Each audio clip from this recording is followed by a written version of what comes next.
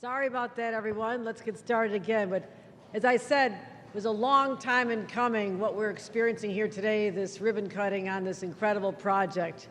But I also take great hope that this will not be the last, but the first of many. We just had a housing roundtable, a listening session for me, and what I heard was the communities like Harrison and Westchester and all throughout the state, they want more housing built.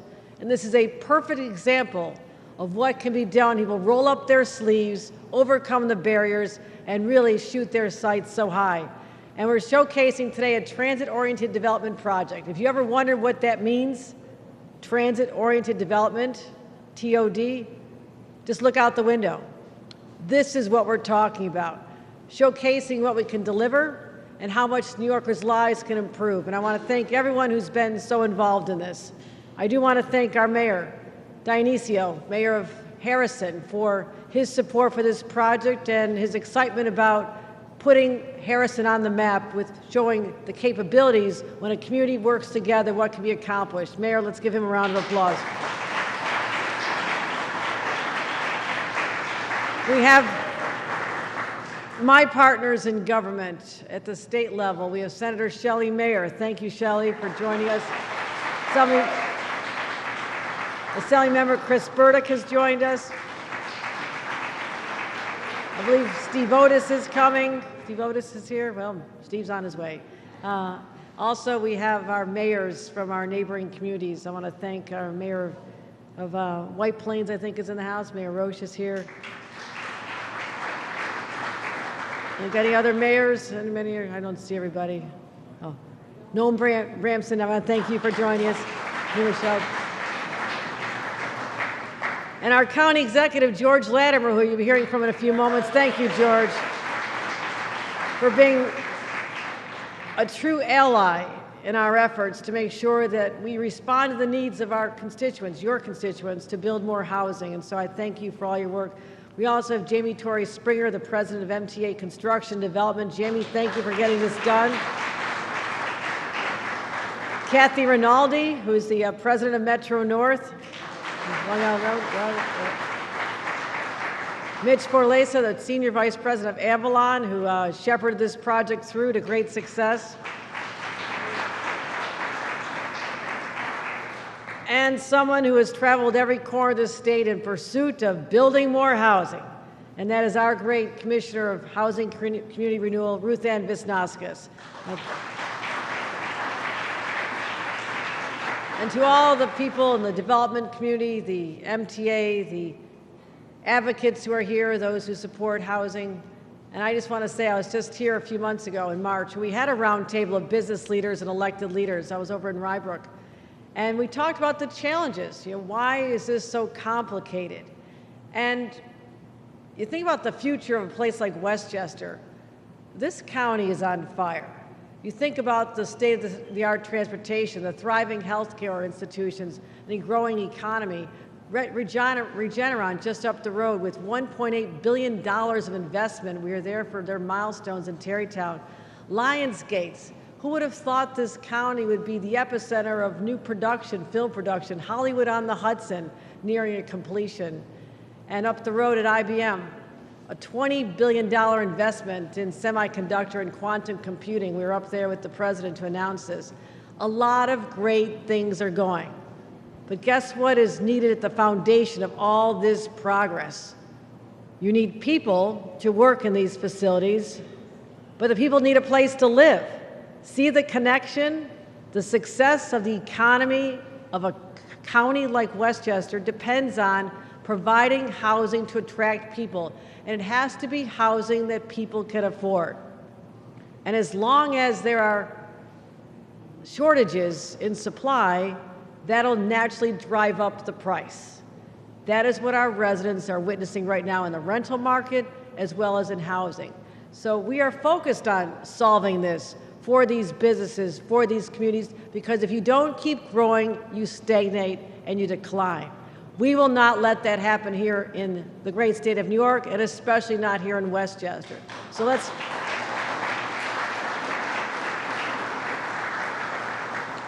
So we all know how desirable these communities are. They're extraordinary. I've been coming to Westchester since I used to pal around with Congresswoman Anita Lowy. I was a brand new member of Congress, and she brought me to some of the restaurants and the bars, and she was so proud of living in this fantastic community. So I saw this many, many years ago. And I know she's proud, and I'm proud.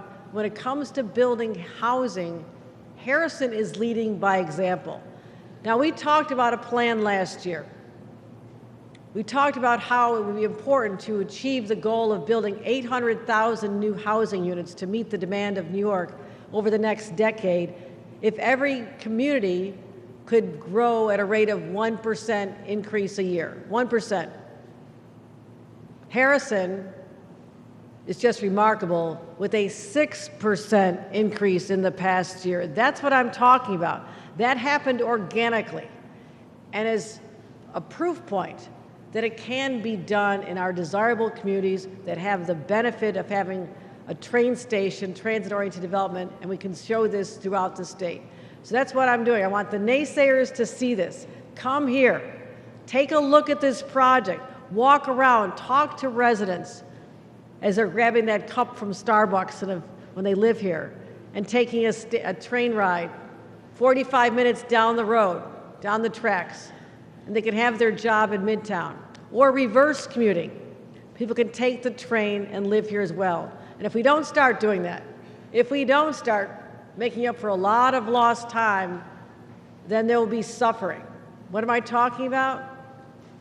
The kids who grew up here with great public libraries, we just had our meeting at the library, the great public schools, the great amenities, the quality of life that is second to none, they become adults. They want their kids to be raised here as well, near grandma and grandpa, mostly for babysitting, I'm sure. But they can't, because their own children, despite all these advantages, cannot find a place to live in the community they're raised in. That, to me, is a tragedy. But also, young people starting out in their career, young teachers, firefighters, police officers, people working in technology, people working in healthcare. They don't start out in life being able to afford luxury housing or huge single-family homes. They just don't. Nobody does. So if they can't live here, we lose them as well. And our seniors who built their lives here, who never ever entertained leaving the community when they didn't need that big house anymore. They want to live here in suitable housing for them with others. And that's not available, then they have nowhere to go. So we have an opportunity. This is a point in our nation's history, but particularly New York State's history, where we can lean hard into fighting these problems, lean hard into the challenges. And yes, they can be daunting to some, and which is probably why no one talked about this all these years when this was unfolding. But we have a housing plan that is transformative, that meets the moment. And that's what I'm building support for with showcasing this project here today. And I need the legislature to work with us as well. When they hear from the elected leaders, the mayors and supervisors, that maybe they weren't right in what they were saying about a project last year because they didn't understand the dynamics. This is what I'm learning.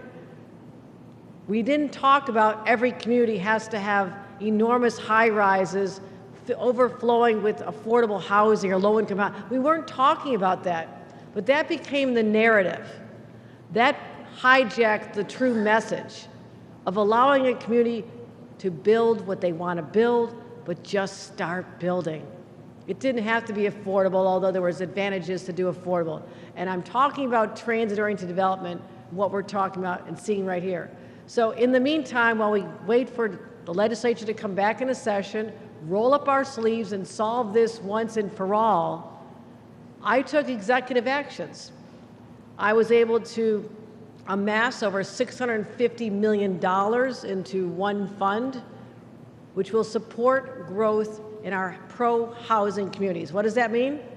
There'll be criteria put out by our housing community renewals offices, where communities that want to be part of this narrative, be part of the growth of this state, can meet criteria, pass a resolution before your legislature or your city council or your town board, committing to certain goals. Talk about how you're willing to break down barriers, rezonings where you need them, And we will be able to reward those communities with an advantage when it comes to our discretionary funding. Secondly, I will be committed, am committed, to reducing the regulatory burdens that exist today. There's so many regulations people can point to as a reason they don't have to go forward. Let's look at all those. Let's find out what they are and find out whether or not we can get around them and start making progress. I've also called on all state agencies to look for every square foot of abandoned, underutilized, vacant property that can be used and repurposed for housing. So I'm doing what I can now to build housing, everything in my power. But we're also going to track success. I want these pro-housing communities to share with us their data. Let's give them credit for the growth they've already accomplished. Let's look at that. This didn't just happen today. Communities like Harrison have been working on this for 16 years, this project. 16 years. A baby born that year is now driving a car in the time it took to build this project. I say no more. Projects like this, yes, but delays like that, no more. And I know that's exactly what we need to do to meet the demand. So I've made a real point of listening to people in our communities, elected officials. I spent 14 years as a local official. Communities just like this, I understand the pressure people are under, but you also are in a position of leadership. You also can go out there and dispel the myths, talk to the naysayers, tell the truth about what we're trying to achieve and the benefits for your community if we continue to grow and not stagnate. So, take a look out the window, absorb this. This is a day where people in this community finally can realize what we've been talking about. And I want to make sure that we realize this was a parking lot. Nothing offends me more than a single-story, ground-level parking lot, because I see an opportunity to put, yes, more parking, quadrupling the amount of parking, doubling the amount of parking by putting parking garages or ramps above ground or underground. But encircling that with housing, units for people to live in, they literally could wake up in the morning, throw on their clothes, grab that cup of coffee, and be on a train. That is the definition of a quality of life. It's beautiful in its simplicity, and that's what I want to do all across our region. So it's all about connecting people to transit. The transit's there, get them living close by, and it's a recipe for success. So right now we're talking about 143 new apartments, 758 parking spaces because people want to be in Harrison, but you have to find a place to park, right, Mayor? 475 of which are reserved for the public and commuters, and we'll have over 5,000 square feet for amenities and 27,000 square feet of street-level retail and commercial space, helping someone start that business they've always dreamed of. And also what's impressive, this wasn't funded by the MTA. It was not MTA capital dollars that need to be spent here. It was paid for by Avalon, who did this amazing work. So if you're looking at how we can continue to make this happen, I need more developers like Avalon to do exactly what they did here. So, you know the advantages. We've been clear. I think this is an opportunity to talk about what we really have had in mind all along. Let the communities embrace the opportunity to grow. The state is your ally and your partner and will help you make that happen. So let's get it done. Let's make sure we continue making progress. We're going to continue making progress with great leaders that we have right here in Westchester County. And I want to thank George Latimer for all he has done to help promote our initiatives to allow us to grow. Ladies and gentlemen, George Latimer.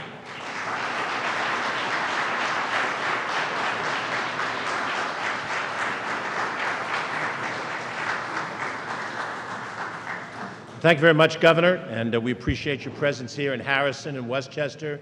She's no stranger to Westchester. She's been here frequently for a variety of different initiatives, and we appreciate your leadership on housing and on a host of other issues for other communities. What we're looking at today is a combination of things that represent the future if we can figure out how to make that future happen. The first thing that you see, and I congratulate the Mayor Supervisor Dionisio, his predecessor, Mayor Supervisor Belmont is here, and members of the town board who were here, and past members. It took a long time to get this to marketplace, but the bottom line is they've made it happen here in Harrison. And this is not the only part of Harrison. If you go on the campus of SUNY Purchase, you'll see some units that are being developed there as well. That's on state-owned property, and once again, a creative use of available land. This was a parking lot that could be converted into this setting, and in Purchase, a different setting that could be converted into housing. I'm here today with some of the key leaders of the county government. Our Deputy County Executive, Ken Jenkins, is with us here today. Our Director of Operations, who's really the brains of the outfit, Joan McDonald, is here today, and other people that are involved in the day-to-day activities of the county in trying to implement what the governor has set. And the governor is right to set a goal for all of us. And I view the goal as 3% as a countywide responsibility where we work with the local governments in cooperative fashion. I don't want to tell a local government what to do, but I want to work with them side by side and accomplish this mission. And as John F. Kennedy said at the Berlin Wall, let them come to Berlin, let them come to Harrison, but let them come to New Rochelle, where Noam Bramson and the leadership of that city has made transit-oriented development a tremendous improvement and a change in their community. Let them come to White Plains, where Tom Roach has done the exact same thing in the city of White Plains, with the political support of the people in his community, working through all of the different issues and developing housing and affordable housing as part of those efforts. And it's not just limited to downtown Yonkers and Mike Spano. Go just down the line to the village of Mamaroneck.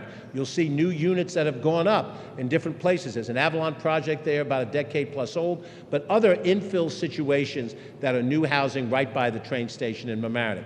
The same is true if you go up to Rye, go up to Portchester, 2 stops up the line. On the books in Portchester are numerous different projects. All of those things were done because the local government saw the priority, and then the county government assists where we can. The IDA, which is headed by Joan McDonald, helped incent this project. But when our guest from Avalon Bay comes to speak, he'll say some things at this level, but what's deep below that is how hard it is to bring to market any type of construction in this day and age.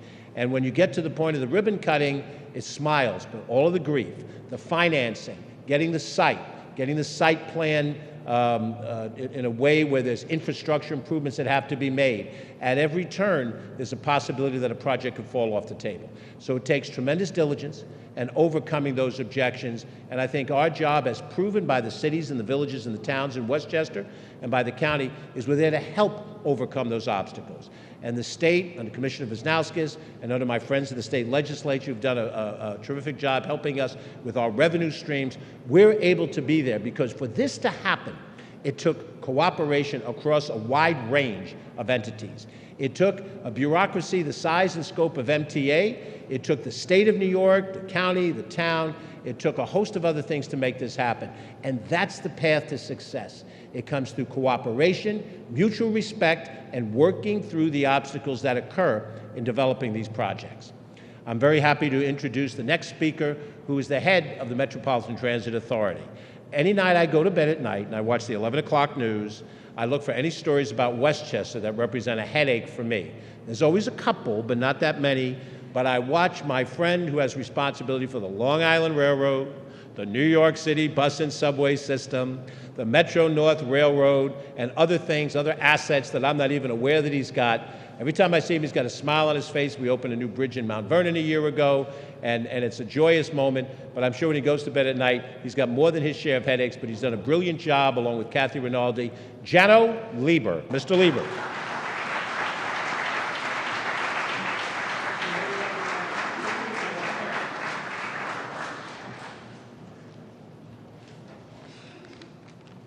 Thank you. Thank you, County Executives.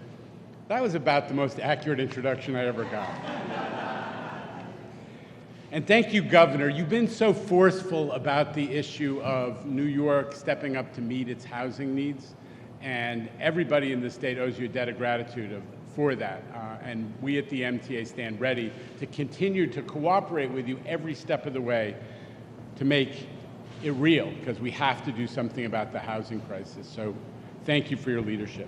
This project is a perfect example of what is meant when the phrase TOD, transit-oriented development, is used. Got housing, beautiful new housing, close to transit so people don't have to own as many cars and they don't have to use them as frequently. As the governor said, these are the units that are custom designed for seniors who want to get out of that big house that's now too big for them, but want to stay close to their friends and the community they've cultivated their whole lives. That's incredibly important, and in a walkable area. That's key. You know, we sometimes talk about New York City as a NORC, a naturally occurring retirement community, but that's because of transit. That's because of walkability. That's because of access to things of interest right there. Young singles, families, Governor mentioned it, who are ready to who want to stay in a community or establish a foothold in the community, but are not ready to buy the house of their dreams for their family. And we all know that this kind of development helps to enliven village and town downtowns. That's what Mayor Branson's been doing. That's what the mayor of White Plains has been doing. That's what the county executive and so many of you have been doing here, which is creating communities where the street is lively and people want to come downtown. And we already see the development that is taking place just opposite this amazing project. So we want to see this happen. We thank everybody who's been involved. We also want to have it happen on Long Island. We are started well along on a project in Westbury that is based on very similar principles.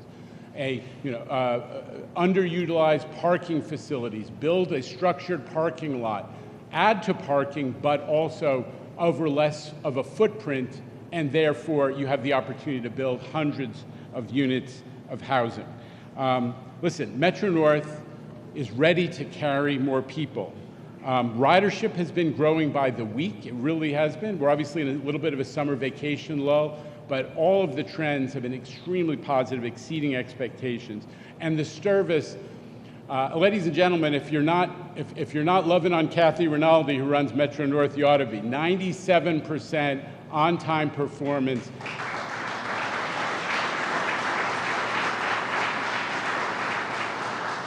And none of this would have been possible if we didn't have a governor who saw that it was time to deal with the budget issues brought on by COVID at the MTA, and this year in the budget process put us in a trajectory where literally last month I was able to project 5 years of balanced budgets. The MTA's never done it before. Kathy Hochul did it together with the legislature, leaders like Senator Shelley Mayer, and we are so grateful that you put transit on a firm footing so we can help to rebuild and contribute to this rebuilding.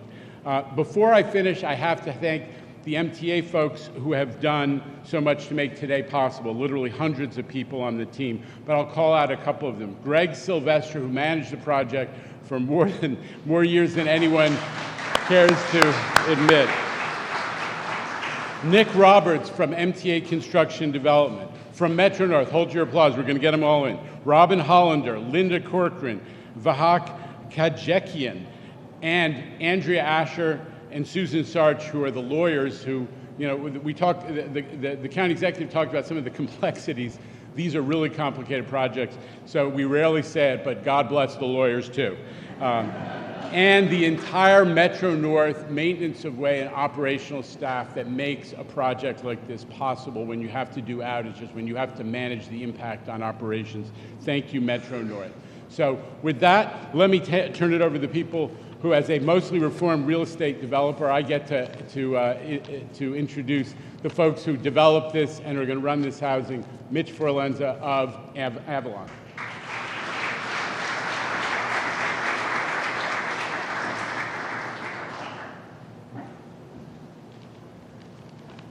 Thank you, Mr. Lieber, and thank you all for joining us.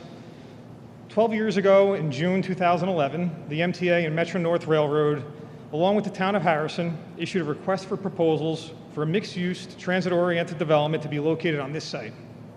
AvalonBay was then selected as the developer in November of 2012, beginning a multi-year process of obtaining the discretionary approvals required to make this development a reality. At our groundbreaking ceremony in the spring of 2019, then Mayor Belmont called it the second greatest day in the history of Harrison. And I think about that a lot. The first, of course, being the Townsend Corporation. And I can assure you that for the last 4 years, everyone at AvalonBay has felt the responsibility of building a community that measured up to that statement.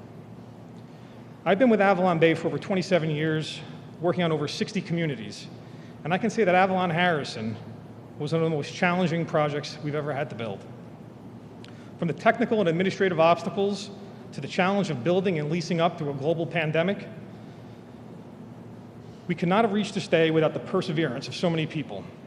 I'd like to specifically thank Mayors Belmont and Dionisio, Town Planner Pat Cleary, Mike Amadeo, Megan Piraz, Police Chief John Vasta, and Police Captain William Curo with the Town of Harrison.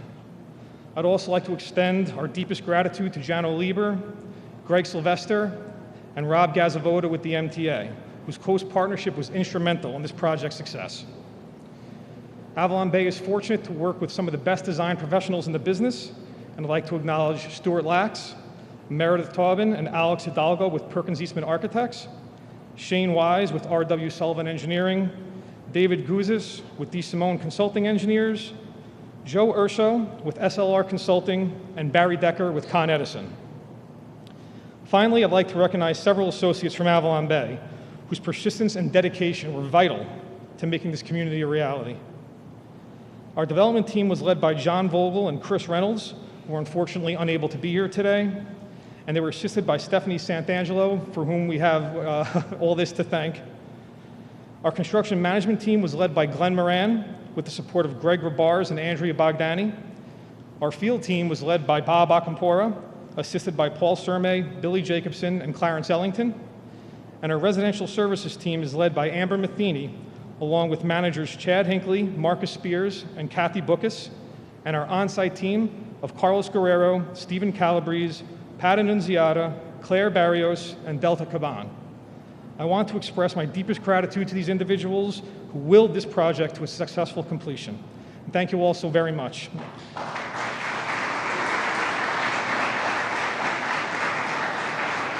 It's now my pleasure to introduce Mayor Rich Dionisio.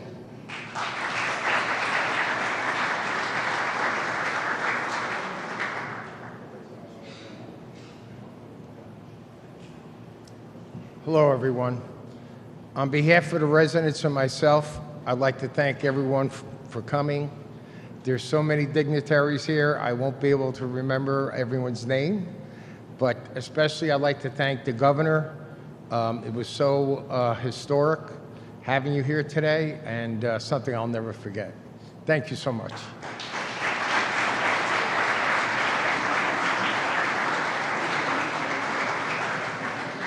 Please remain seated for the ribbon cutting.